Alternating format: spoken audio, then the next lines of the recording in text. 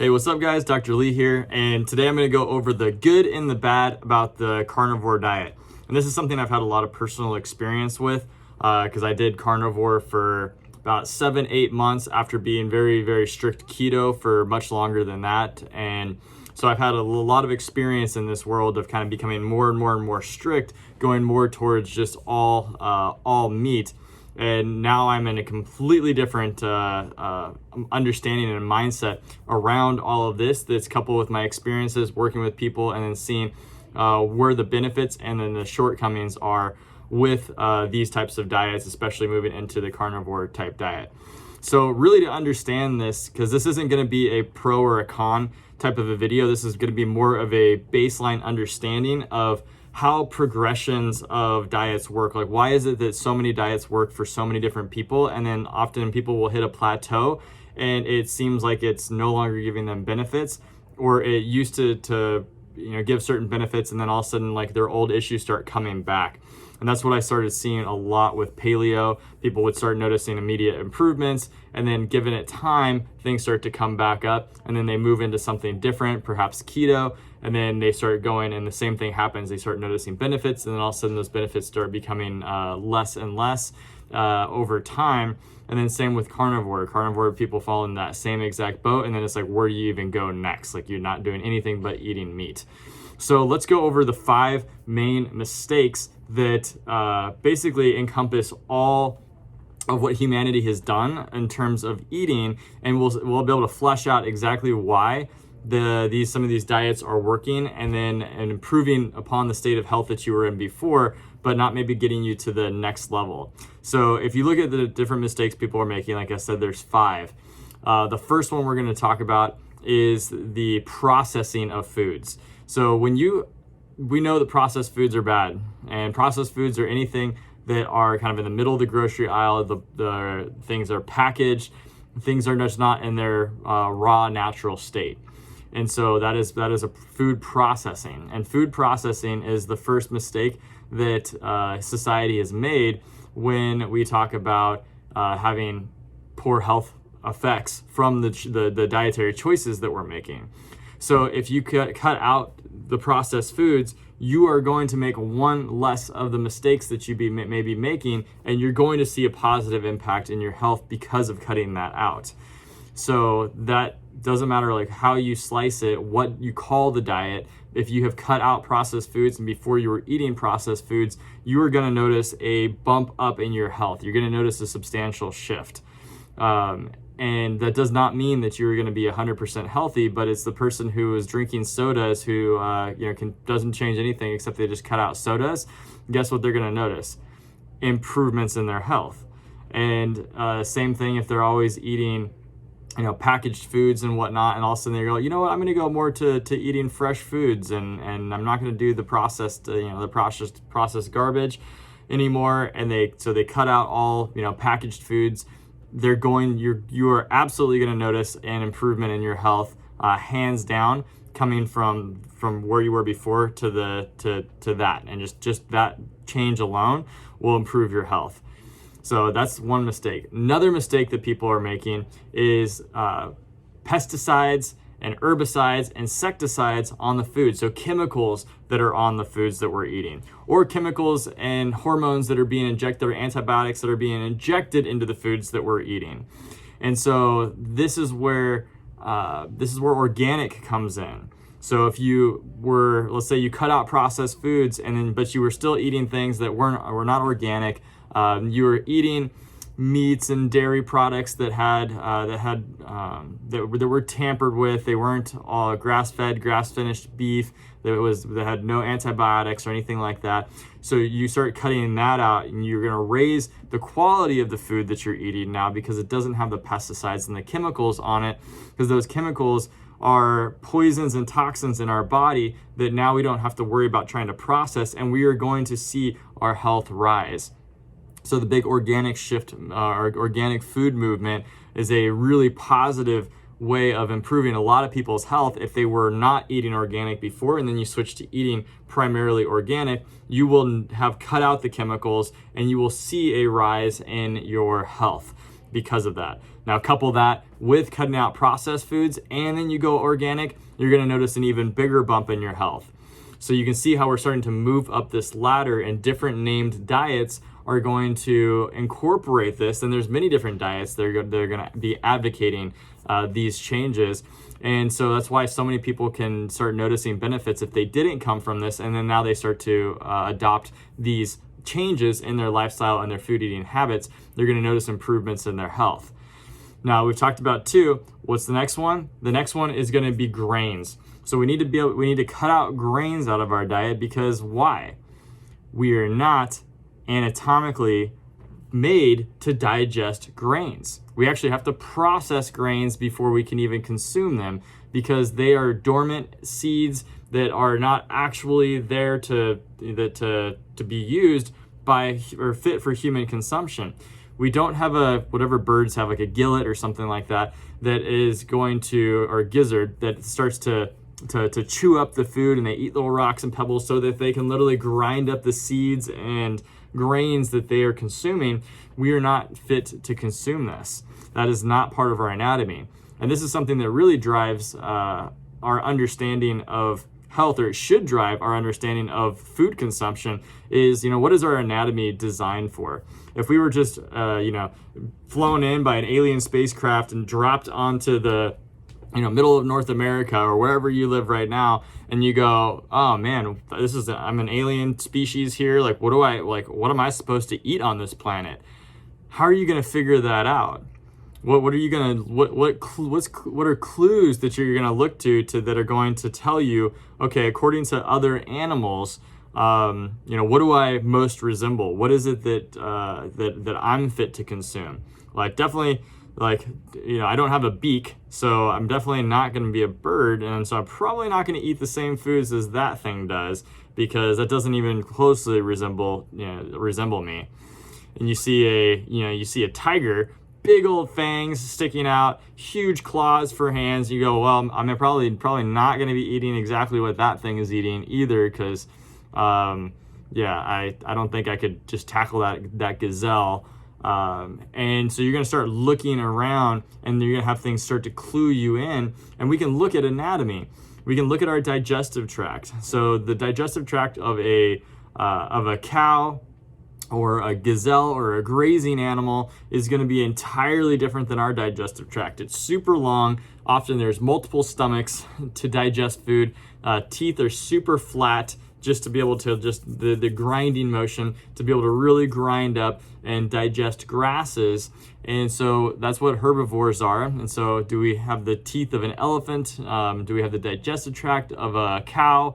What does our digestive tract look like? And it does not. It's shorter than that. And so we know that, okay, we can't eat grasses.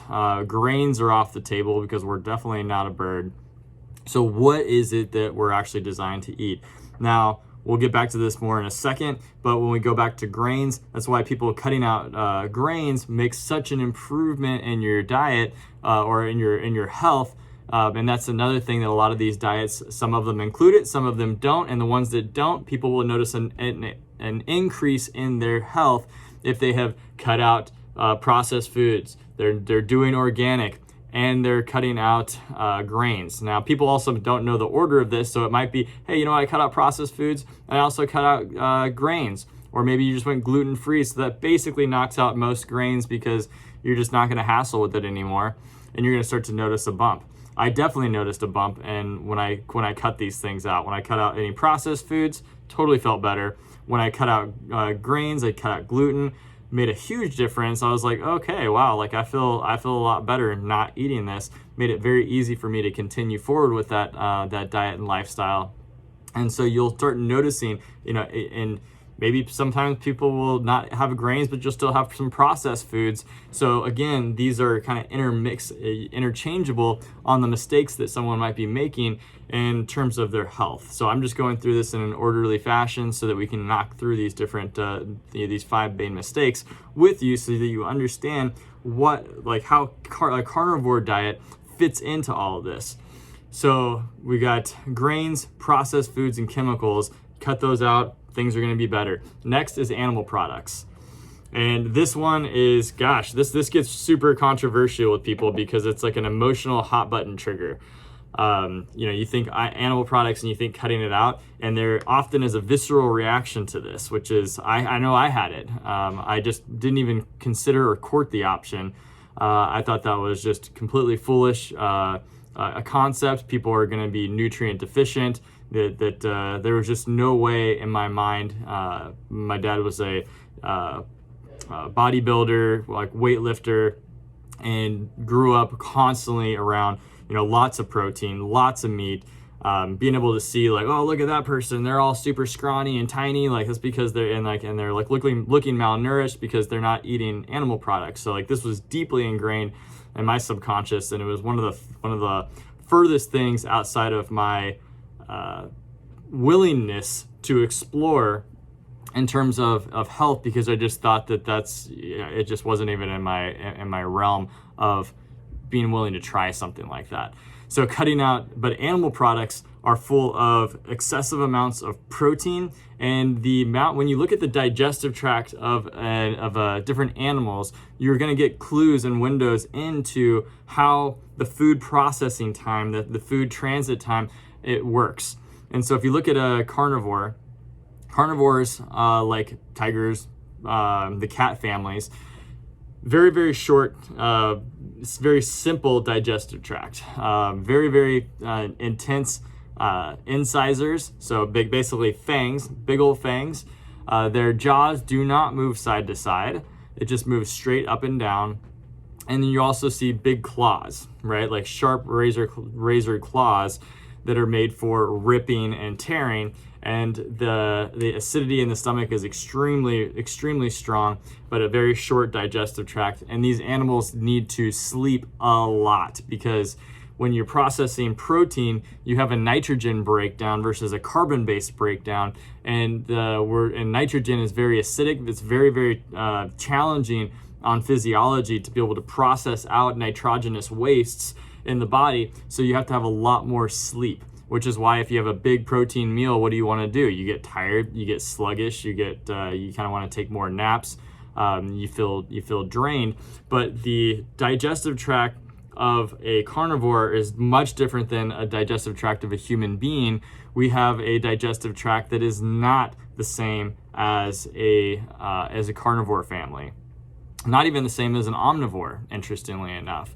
We have a frugivore specific type of a digestive tract that resembles most of the primate family, where we're going to live mostly off of fruits, and then when we are out of fruits, it's going to be vegetables, and then we can also do some nuts and some seeds as we find it as well. And that is going to be the species-specific diet that our anatomy, if you just look at our anatomy, is most designed for. Now, obviously, people live off of meat because the body can tolerate and do whatever it can to survive, but that doesn't mean that it's going to thrive. Like you can feed, cattle meat, and they can do something with it, but it's going to make them really sick, and then they're gonna start to die much more rapidly and have diseases because of it, and things like they're going to start to go crazy, and you get things like mad cow disease.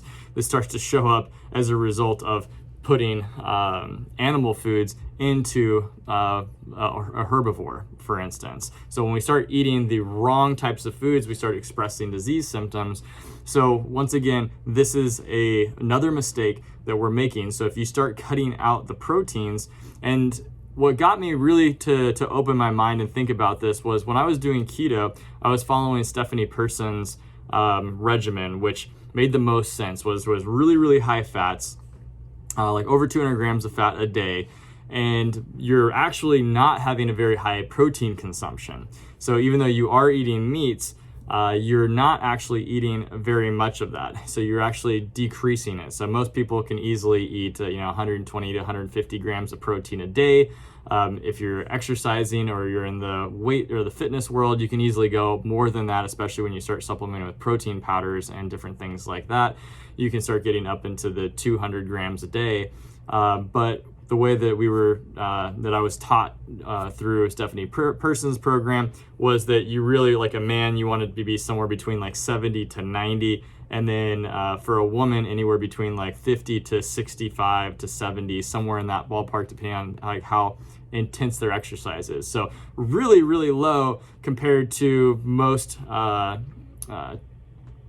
other systems out there when you're looking at the macro ratios for protein. And the reason that the protein were so low is because she was working with so many clients that found that if their protein started creeping up higher, they started getting sicker, they started having more problems. And so she was like, hey, we're gonna increase the fat, so get the fat really, really high, and then we'll keep the protein more and more low so that you have enough energy throughout the day in order to function and survive. But really don't need nearly as much protein as we're led to believe. And so that was my first introduction, I think, to opening my mind to being like, wow, we really don't need that. And I noticed myself thriving when I started dropping my protein lower, which I was always more on a higher protein diet. And so dropping that down was like, and then I guess that was positive or beneficial for me, because then it opened my mind to being like, well, I don't need nearly as much protein as I thought in order to continue to to thrive and to feel better. I feel better with lower protein. So when I was introduced to the concept that animal products we weren't designed to, I was finally like ready to open my mind to courting that as a possibility. And then through experimentation and implementation, I started noticing like, whoa, I thought I was gonna need way more protein, and I thought I was gonna have to have animal meats, and I feel so much more clean, so much better when I started cutting that out. So I wanted to share that because it's a very personal story to me about how challenging it was just psychologically to make that leap. And I wanted to show that progression to you in case, and most likely it's going to be a challenge for most people to open that up in their mind, because there's so many like, well, where am I going to get my protein? Where am I going to get enough nutrients? Like, we have to have that. Like, what about the different vitamins and stuff that come from meat? Where am I going to get my iron? All these different questions start popping up, and these fears and doubts from things that we've been conditioned, and it's just not true. And ultimately the proof is in the pudding when you start recognizing that, all right, well, I've kind of hit a plateau with these other things, taking it as far as I can go. What happens if I cut out meat? Whoa, what if I cut out dairy and eggs? Yep, well, I'd already cut out dairy. I already saw the benefits there. And then so like the next step was like, well, let's just go cut it all out. Makes a big difference, huge difference. And so that's the fourth mistake that people make. So you go through and you cut out processed foods. You're now switching to organic. You're going to start noticing huge improvements. You cut out grains, more improvements. And then you start cutting out animal products, more improvements. You're going to start to notice that. And what is the fifth one? The fifth one will be the hardest thing for you to wrap your head around. And that is that fire and cooking is the biggest downfall that we have in terms of culture and society. When it comes to eating our foods, is we've started to cook it. Oh man, how do we even crack into this? Because instantly there's going to be like, internal resistance when you start thinking about like, oh God, what what I can't have. But cooking your food changes the chemical structure of it. If you ever went through chemistry class, you have food, or you have a substance, you put it in a beaker and you start to heat it up.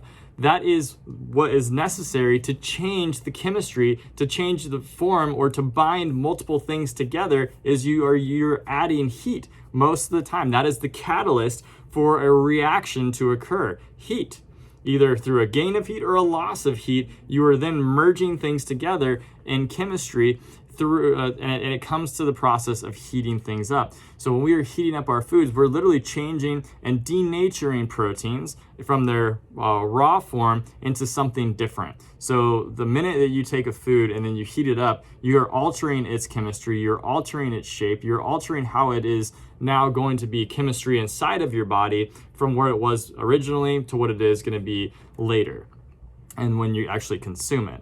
And then when you mix multiple foods together, and then now what you're doing is you're creating chemistry that never existed before, that you could not get in nature otherwise, and you're blending these things together. So you're doing sautés, and you're doing just whatever recipes that you've grown up with all of that is going to usually require heating. And you're adding things like oils, which are, depending on if it was a heated process, a lot of times the oils are heated as part of that process. They're not all cold pressed in order to get the oil. And then you're going through it at high temperatures. You're now combining oils with these other foods, and they literally bind together. And so you're completely changing chemistry.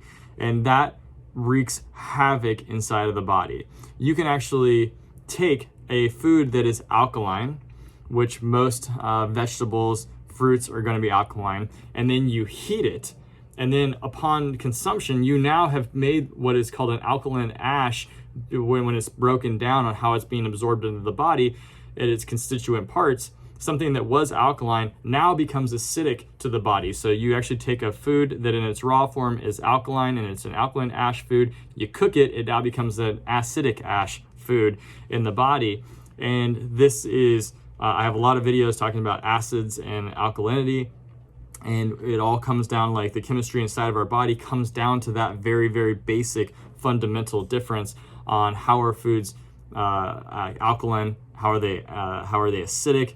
And it has nothing to do with the blood chemistry, because we're not talking about blood here, we're talking about tissue chemistry, and the tissue chemistry needs to be alkaline as well. And so when people bash the whole alkaline acidity, which I had looked into years back, and I was like, this is ridiculous, because I was taught when I was going through chiropractic college, like physiology, and it's like the blood is so tightly regulated. If it drops, it can never become acidic. The minute it becomes acidic, you have like a couple minutes to get it back to alkaline before you die and you go into shock. So I was like, that's just ridiculous.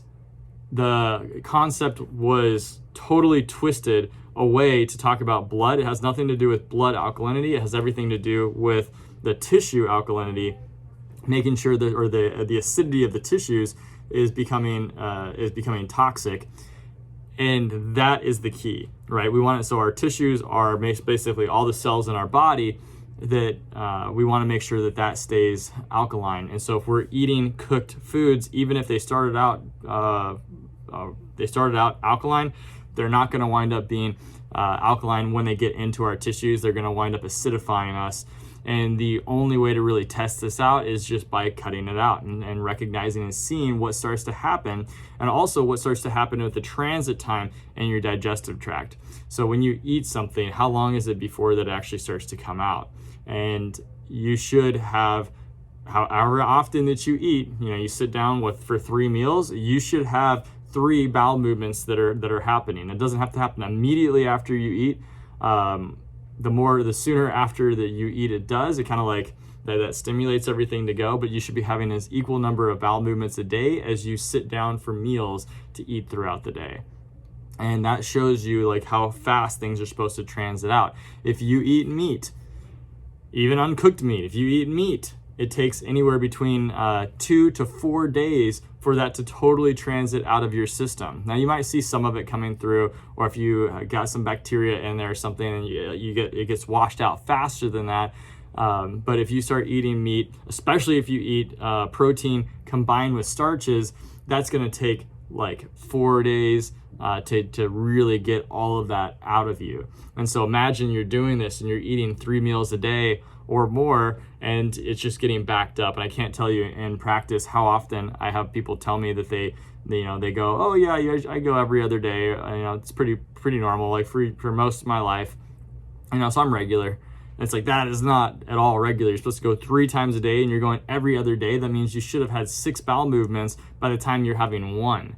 So 1 for every 6 is not a fair trade, and that starts to back everything up. And so before I go off and start going off on a complete different tangent off of like what we're talking about with the carnivore diet, you can now see when you actually look at the different 5 main mistakes. Now, whether you agree with everything that I'm saying or not, it doesn't matter, because logically that so far, in your experience, you're gonna have seen how these things break down. And that's how it was for me. I was like, oh crap, yeah, like this is how it shakes down. Like yep, everything that I've seen, every step that I've taken, every time I've removed one of these mistakes, health has started to go up to the top. So where you're at, what diet you jump into, if you understand this is the fundamentals, now you can kind of take it at your mental pace. Like, where are you at? And you can see that, hey, you know what, the carnivore diet like is going to remove 3 of the 5 mistakes that I'm making. I'm still eating animal products, but you're probably cooking your food. And then I know that some people get even more hardcore in the carnivore diet, and they actually advocate not cooking your food or not cooking your meats. So at that point, they're like, why are they advocating that? Is because they're crazy. It sounds pretty disgusting to eat, raw animal flesh. However, people are doing it, and they're doing it because they notice that they're feeling better. So if you're so dead set on keeping meats in your diet, then you're going to make one less mistake because you're not going to be cooking your food. So you're not going to be changing the protein structure. So if you follow this, you're going to recognize why people are doing what they're doing, and they're just kind of dancing around the fact that you can eliminate all of this when you actually go raw and you stay in the plant kingdom and you're eating plant-based foods and primarily fruits, because that's what our digestive tract is designed for. And if you can get over all the mental hurdles about what you might think about that, you're going to start noticing your health is going to skyrocket, and you're not going to look back, and then you're going to want to tell the whole world about this because it just is that life-changing. So these are the 5 mistakes. Stop making as many of them as you can, and understand that life is a journey. And so wherever you're at on that, just try to get better. Just try to improve. Try to do better than you were doing the day before, and we're going to watch the vibration of the planet improve.